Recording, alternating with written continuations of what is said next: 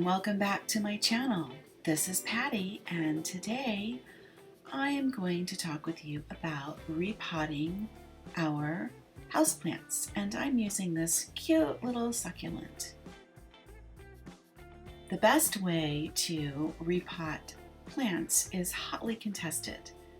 So today I'm going to share with you the best practices I learned in master gardening classes that I took last fall. Here I have a choice of two different planters. This one I really like, but there is no drainage hole. None whatsoever. And we see this a lot in decorative planters. The one on the left has a huge drainage hole, so I think we already know which one I'm going to go with. A lot of people will think that they can just create their own drainage in these types of pots by putting extra rocks in the bottom. Well, the problem with that is the water has nowhere to go, and though your soil may dry out on top, that water is just going to continue collecting in the bottom, and eventually as your plant grows, the roots are going to hit the water and you're going to be faced with root rot.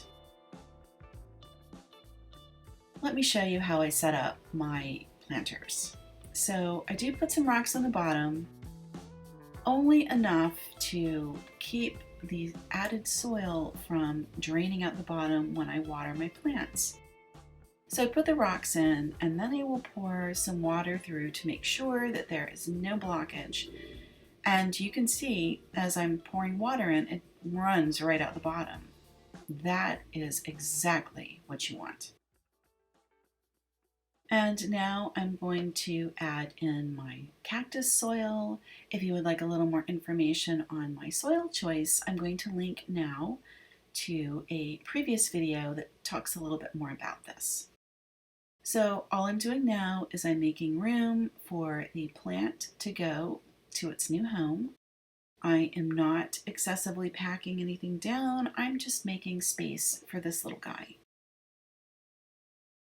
And I'm just gently tipping the plant from its original planter. You can see the roots are healthy, nothing is impacted, so I'm just going to gently place it into the new soil. And now I'm just filling in the soil around the plant. And this is a matter of adding enough so that the plant is stable. But I'm not going to super tightly pack down any of that soil. The roots need space. That's how they breathe and take up nutrients. And so we only want to add stability.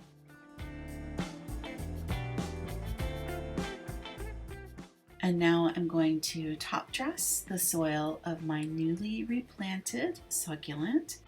This will give it a little more professional finish, and I like the way it looks.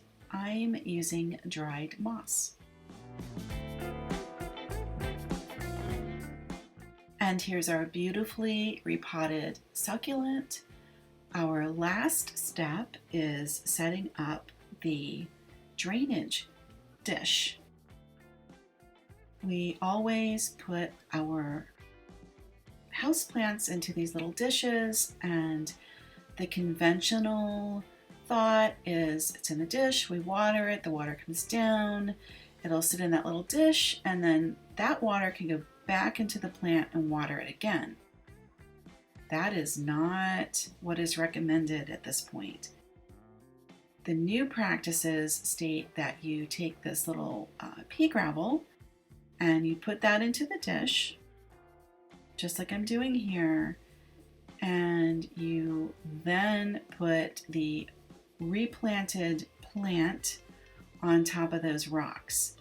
What happens then is as you water, the water runs through the drainage in the bottom, and then it goes dispersed through the rocks. And then that water in the bottom can evaporate and provide a source of humidity for the plant. You absolutely do not want your plants to reabsorb any of the water that's run through. So that's all I have for you today. Thanks for watching and happy gardening!